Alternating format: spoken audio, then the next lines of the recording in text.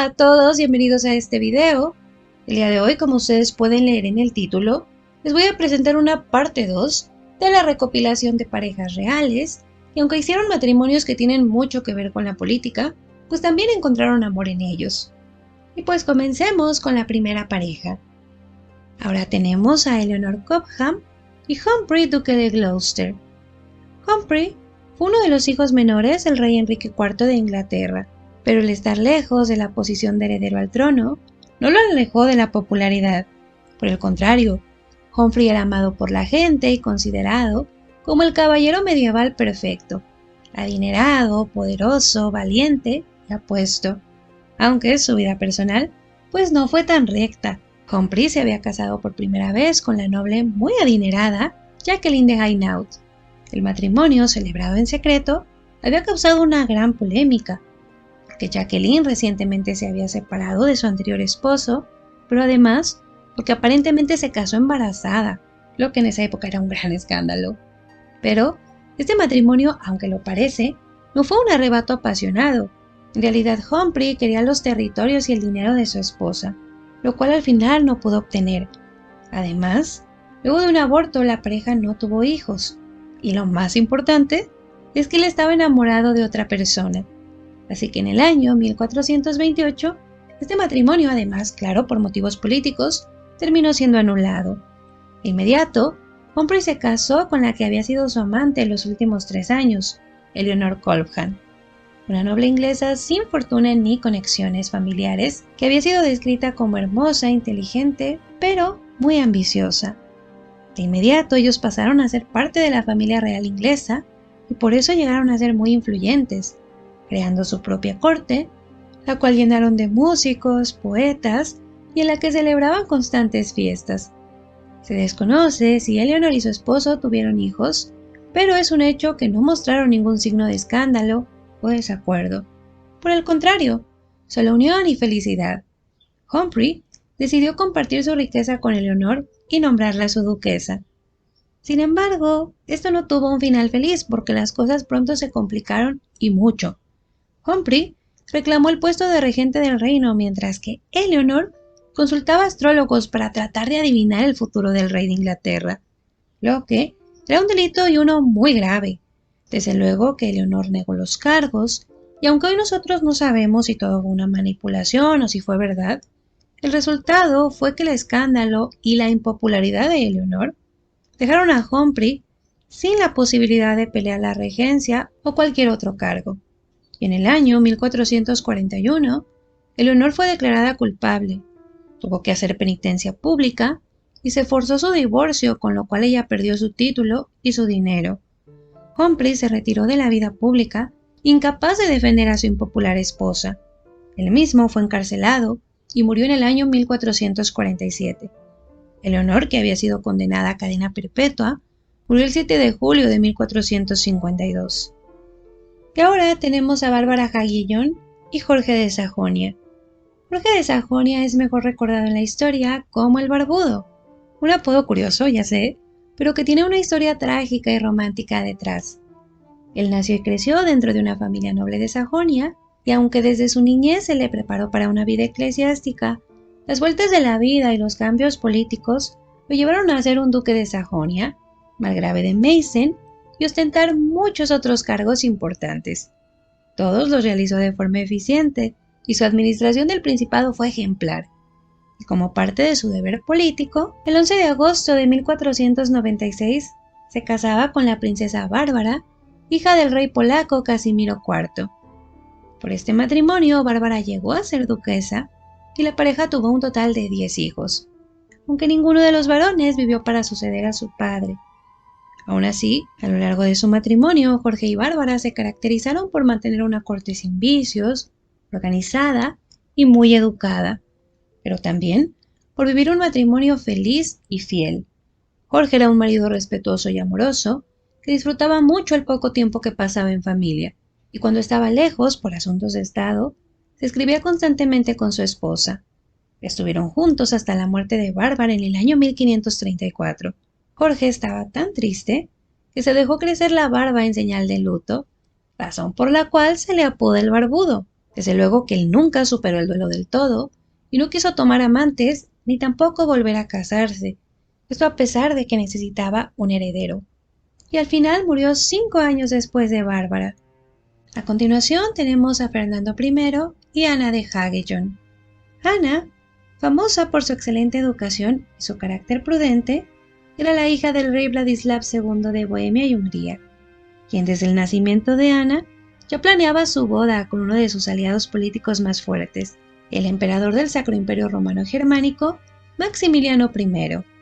Y como resultado de las negociaciones, en el año 1521, Ana se casaba con el archiduque Fernando, hermano menor del rey Carlos I de España, quien, eventualmente, cedió muchos cargos y parte de sus territorios a Fernando. Pero vayamos a lo que tiene que ver con nuestra pareja.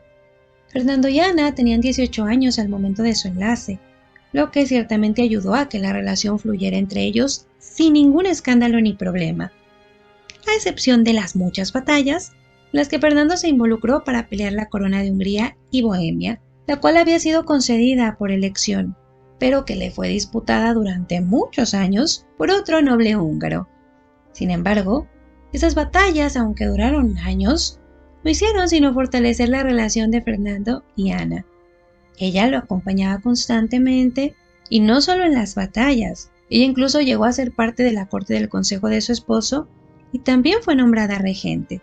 A nivel personal, la pareja se caracterizó por ser unida. Además, sorprendiendo a su corte, Fernando nunca tomó amantes y cuando se le cuestionó al respecto, él declaró que prefería gastar dinero en su esposa que en otras mujeres. La pareja fue descrita como modesta, aunque emplearon varios artistas que embellecieron los palacios de Ana. Tuvieron un total de 15 hijos, de los que fueron peculiarmente cercanos, no confiaban mucho en los tutores y preferían supervisar su educación y su crianza. Ana murió al dar a luz el 27 de enero de 1547. Fernando quedó visiblemente dolido y se negó a casarse de nuevo. 9 años después llegó a ser emperador del Sacro Imperio Romano Germánico. A su muerte, fue enterrado junto a Ana. Continuemos con Claudia de Francia y Carlos III de Lorena. Claudia era la hija mayor del rey francés Enrique II y por eso su educación fue minuciosa aunque particular, pues tuvo la oportunidad de convivir con sus hermanos y uno que otro niño noble que por motivos políticos había sido secuestrado. Y precisamente entre los secuestrados estaba Carlos III, duque de Lorena. Él había sido privado no solo de la libertad, sino también de su ducado y su riqueza. Pero pronto se llegó a un arreglo para que Carlos recuperara su herencia, aunque para ello tenía que unirse a la familia real francesa. Así que en enero de 1559, Claudia, de 11 añitos, se casaba con Carlos, de 16.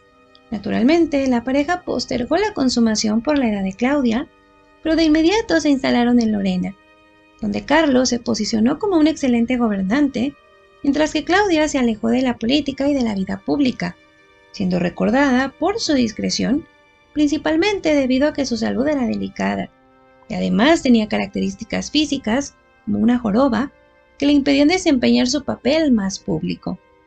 Lo que, sin embargo, no impidió que ella y Carlos construyeran un matrimonio feliz y unido.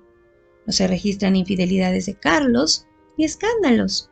Por el contrario, Claudia, aunque descrita como una mujer de poca belleza, también se caracterizó por ser amable e inteligente, y su esposo nunca se quejó ni de su matrimonio forzado ni de su apariencia.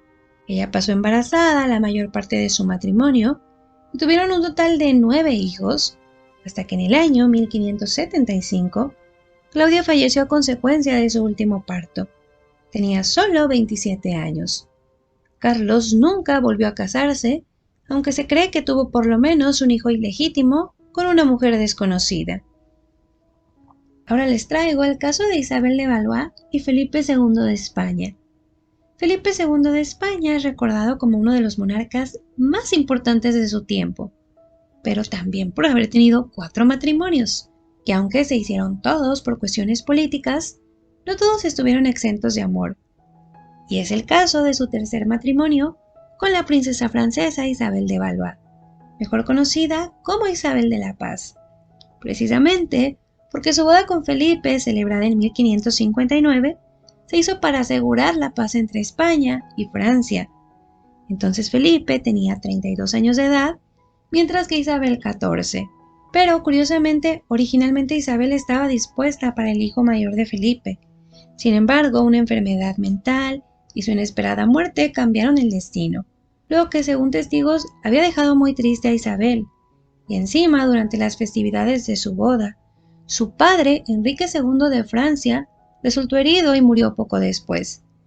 Pero ahora, el punto es que Isabel era la nueva reina consorte de España, aunque la consumación de su matrimonio se postergó durante algún tiempo por su edad. Felipe, durante ese tiempo, continuó teniendo amantes, pero una vez comenzó a vivir con Isabel, sus amantes abandonaron la corte y él se dedicó a su esposa, cuya belleza y educación le robaron el corazón por completo. Desde el inicio, la relación fue descrita como divertida y cálida, y a pesar de la diferencia de edades, Isabel también lo describió como el más encantador de los caballeros. Ella además fue muy cercana a sus cuñadas, y la familia fue descrita como muy unida y feliz. Isabel y Felipe tuvieron solo 2 hijas que vivieron en la infancia, pero esas hijas fueron sumamente amadas y cercanas a Felipe. Isabel murió trágicamente en octubre de 1568, a los 23 años. Felipe, aunque quedó muy triste, estaba necesitado de un heredero, así que se casó poco tiempo después con su sobrina, la archiduquesa Ana de Austria, quien le dio al ansiado hijo para sucederle y con quien también tuvo una relación bastante cálida. Y ahora vayamos con Isabel de Suecia y Cristóbal de Mecklemburgo. Isabel Vasa era hija del rey Gustavo I de Suecia, pero Isabel no era una típica princesa de su tiempo. Ya saben, sumisa, religiosa y obediente. No. Ella era inteligente, alegre, hermosa, amante de la música, pero sobre todo muy independiente, razón por la cual desde su juventud se posicionó como una figura política importante y también intrigante. Tanto que cuando su hermano, Eric XIV, se mostró incapaz de gobernar Suecia, Isabel apoyó un complot contra él. Al final, Eric perdió su trono, pero las cosas para Isabel no fueron muy bien, pues el nuevo rey, su otro hermano, Johan III, era un ferviente católico, mientras que ella era luterana. Y eso los hizo entrar en muchos conflictos, sobre todo a la hora de elegir un esposo para Isabel, razón por la cual Isabel permaneció soltera más de 3 décadas. Esto a pesar de que ella intentó negociar su propio matrimonio con muchos príncipes europeos, pero además se enfocó en mantener su propia corte, apoyar soldados, criar a sus sobrinos y participar en complots, hasta que en el año 1576 finalmente se comprometió con Cristóbal, duque de Mecklemburgo. La pareja se había conocido 19 años antes y Cristóbal había pretendido a Isabel, pero como en ese tiempo él no era muy importante, estaba en un conflicto político muy serio, la familia real sueca no estuvo de acuerdo con el compromiso. Isabel fue empujada a otros candidatos y Cristóbal terminó casado con otra mujer, pero aparentemente nunca se olvidaron, y apenas Cristóbal quedó viudo, ahora que era un duque rico, volvió a buscar a Isabel proponiéndole matrimonio. Ella aceptó y esta vez la familia de Isabel estuvo de acuerdo. Y luego de algunos arreglos, la pareja se casó en el año 1581. Isabel tenía 33 años y él 44. Se instalaron en Gadebuch, donde la pareja tuvo una sola hija. Se mostraron cercanos y felices, compartiendo la misma devoción religiosa y las mismas posturas políticas. Cuando no estaban juntos, escribían con frecuencia y no se reportan infidelidades. Permanecieron juntos hasta la muerte de Cristóbal en el año 1592, después de lo cual Isabel no volvió a casarse, pero tuvo que volver a Suecia con su hija, ya que la familia de Cristóbal la privó de su herencia, pero gracias a que pertenecía a la familia real suecia, pues vivió muy cómodamente el resto de su vida. Y ahora tenemos a Isabel Estuardo y Federico V, elector palatino. Desde que nació Isabel fue princesa de Escocia por ser hija del rey Jacobo VI, pero en el año 1603 su padre también fue coronado rey de Inglaterra, de que Isabel ostentó nuevos títulos y tuvo la oportunidad de crecer en ambos reinos. Y naturalmente tuvo muchas propuestas de matrimonio, Aunque elegido por cuestiones políticas y religiosas, fue Federico V quien ostentaba el título de Conde Palatino del Rin. Desde el momento en el que se decidió que él iba a ser su esposo, Isabel tuvo la oportunidad de intercambiar correspondencia con él y también pudo conocerlo antes de la boda. Fue durante este encuentro que Federico quedó encantado con la belleza rubia que era Isabel. Ella, por su parte, escribió que quería mucho a su prometido, que estaba muy contenta con la elección. Pero, como siempre pasa, pues todo se complicó de repente, esta vez debido a la muerte del hermano mayor de Isabel, lo que hizo que Isabel pasara a ser la segunda en la línea de sucesión, tanto al trono inglés como al trono escocés. Este cambio hizo que muchos nobles, incluyendo la madre de Isabel, pidieran que a ella se le buscara un mejor esposo, un rey o un príncipe, algo que asegurara que Isabel iba a tener un mejor futuro como reina. Sin embargo, ella se aferró a Federico, a quien consideraba su caballero perfecto. Finalmente, la boda tuvo lugar en febrero del año 1613. Ambos tenían 17 años y de inmediato se mudaron a Heidelberg, donde Isabel se volvió muy popular, y aunque para su esposo se consideraba un triunfo político el haber conseguido la mano de Isabel, el éxito fue más a nivel personal, pues la pareja se volvió el ejemplo de lo que era el amor verdadero, siendo de las pocas parejas reales en su época que logró disfrutar de amor, lealtad y felicidad. Tuvieron un total de 13 hijos y lograron convertirse en reyes de Bohemia, aunque eso duró muy poco y terminaron exiliados. Sin embargo, se mantuvieron enamorados, pero pues desde luego que no todo fue perfecto. En este caso, la madre de Federico, Luisa Juliana, nunca se llevó bien con Isabel y constantemente pelearon por ser la figura dominante de la corte. Pero aun con estas disputas domésticas, nunca se dejaron de amar y estuvieron juntos hasta la muerte de Federico en el año 1632, evento que dejó a Isabel tan deprimida que se negó a comer durante varios días. Se recuperó de esta pérdida con el paso de los años, pero decidió permanecer soltera, peleando por los derechos de herencia de su hijo. Margarita de Lorena y Gastón de Orleans. Gastón, duque de Orleans, era el hermano incómodo del rey Luis XIII de Francia. Y cuando yo les digo incómodo, me refiero a que conspiró para quitarle la corona a su propio hermano, cosa que nunca consiguió, pero su ambición lo llevó a sufrir exilios y reveses políticos. Y fue precisamente mientras huía de la ira de su hermano el rey, en el año 1531, que Gastón terminó en el ducado de Lorena, donde coincidió por casualidad con Margarita, hermana del duque de Lorena, Carlos IV. Margarita fue una mujer descrita como hermosa y educada, y apenas la vio, Gastón quedó perdidamente enamorado de ella. Este sentimiento fue correspondido y la pareja se comprometió de inmediato. Para ese momento, Gastón era viudo y Margarita era soltera. Ambos tenían un buen rango y ascendencia real francesa. Sin embargo, Lorena y Francia estaban en guerra, por lo que Luis XIII prohibió ese matrimonio. Lo que a Gastón, sin embargo, no le importó mucho, y en secreto se casó con Margarita en enero de 1632. En ese momento, Margarita tenía 17 años y Gastón 24, y aunque fue secreto, el enlace contó con la aprobación de la familia de Margarita, así como con el visto bueno de la iglesia. Sin embargo, por obvias razones, se mantuvo en secreto, el cual desgraciadamente no fue muy bien guardado, y solo 8 meses más tarde, Luis XIII ya se había enterado de todo el asunto. Furioso, ordenó a la pareja que se separaran, a lo que ellos respondieron con una negativa. Pero comenzó entonces todo un proceso legal a través del cual el rey Luis consiguió la anulación del matrimonio. Gastón, a regañadientes, tuvo que volver a la corte de su hermano, donde se le prohibió ver a Margarita. Pasaron los años, y aunque Gastón tuvo varias amantes y un hijo ilegítimo, él todavía estaba enamorado de Margarita, y se negó a tomar otra esposa que no fuera ella. Por su parte, Margarita se mantuvo en Lorena esperando por Gastón, y sorpresivamente, la paciencia trajo frutos a esta pareja, pues cuando Luis XIII estaba en su lecho de muerte en mayo de 1643, Gastón corrió a su lado para suplicarle que le permitiera casarse con Margarita. Luis aceptó, y no solo permitió el matrimonio, sino que también permitió que fuera público y considerado legítimo. Menos de un mes después, en julio de 1643, Margarita y Gastón se casaron de nuevo. Ella entonces pasó a ser conocida como duquesa de Orleans y finalmente fueron recibidos en la corte con todos los honores correspondientes, aunque desde luego que no todo fue perfecto. Margarita nunca se llevó bien con la hija mayor de Gastón, y por eso es que Margarita prefería mantenerse lejos de la corte, aunque su relación con Gastón siempre fue amorosa, feliz y fiel. Tuvieron un total de 5 hijos, aunque no todo fue paz, pues Gastón siguió en la política y no precisamente del lado ganador, razón por la que pasó los últimos 8 años de su vida en el exilio.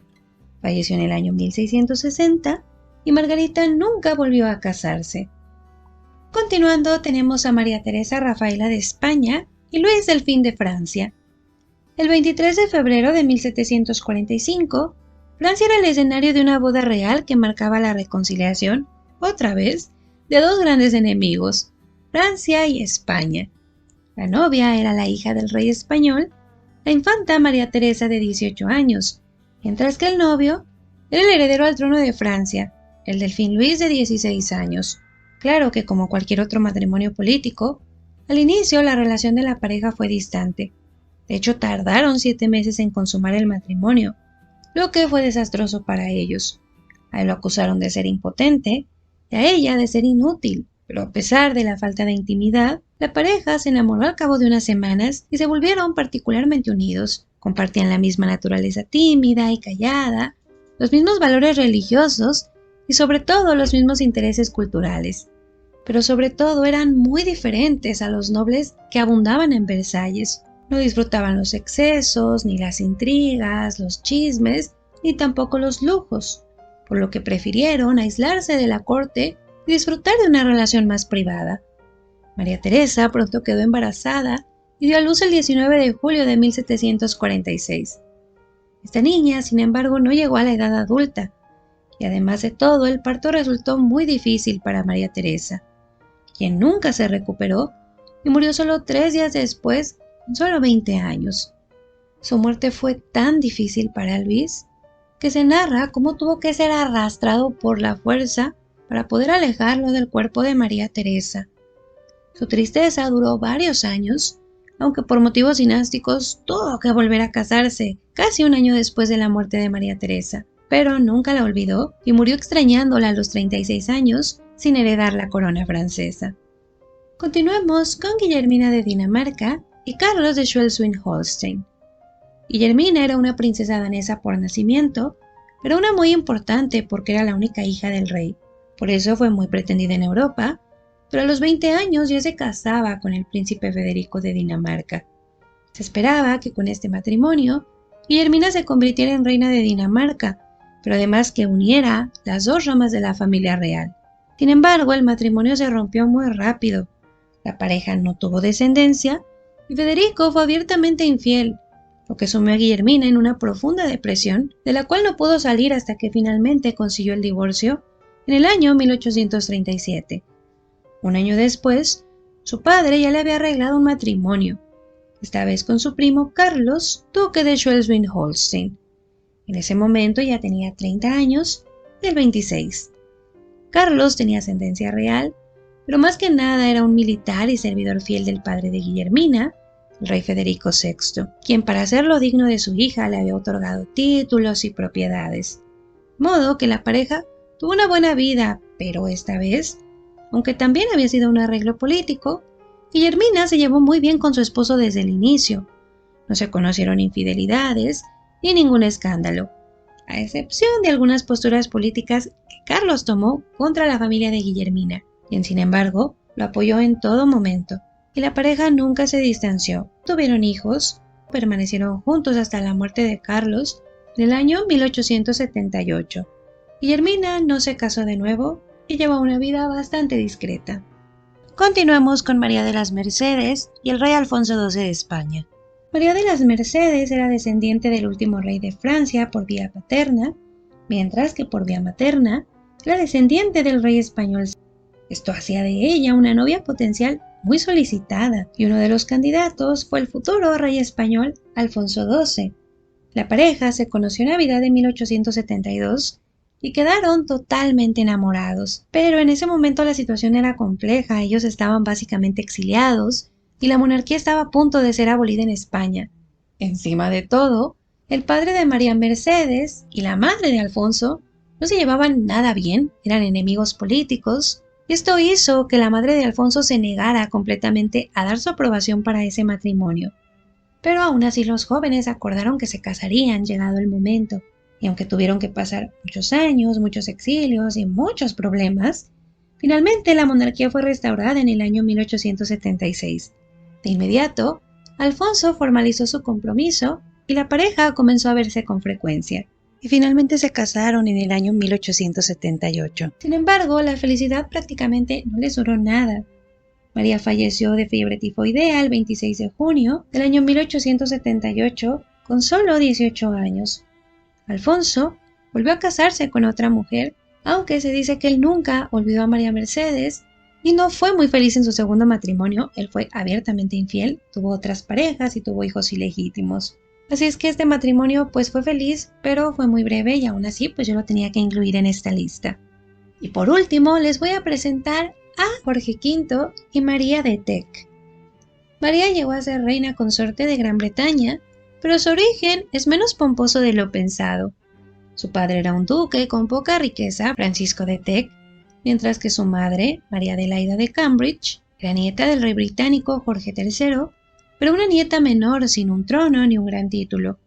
Aún así, María de Teck fue una esposa potencial muy buscada dentro de las cortes reales europeas.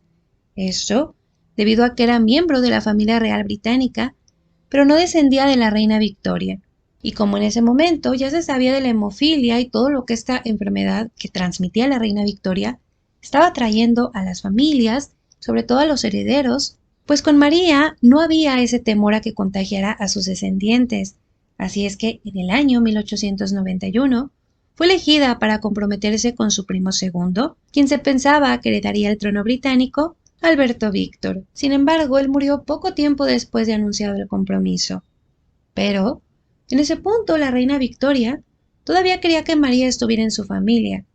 Por eso animó un compromiso entre María y su otro nieto, quien fuera hermano menor de Víctor, el príncipe Jorge, quien con la muerte de Víctor había pasado a ser el segundo en la línea de sucesión al trono, es decir que María terminó unida a quien hubiese sido su cuñado.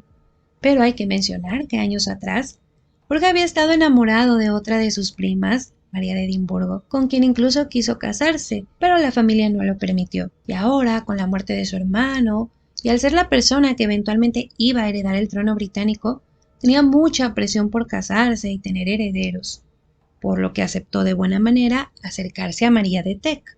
Y así la pareja terminó conviviendo mucho los meses que siguieron a la muerte de Víctor. Esto, aunque pueda parecer un poco extraño, pues terminó siendo algo positivo porque ellos se cayeron bien, se gustaron y genuinamente felices, se casaron en 1893. En ese momento se convirtieron en duque y duquesa de York.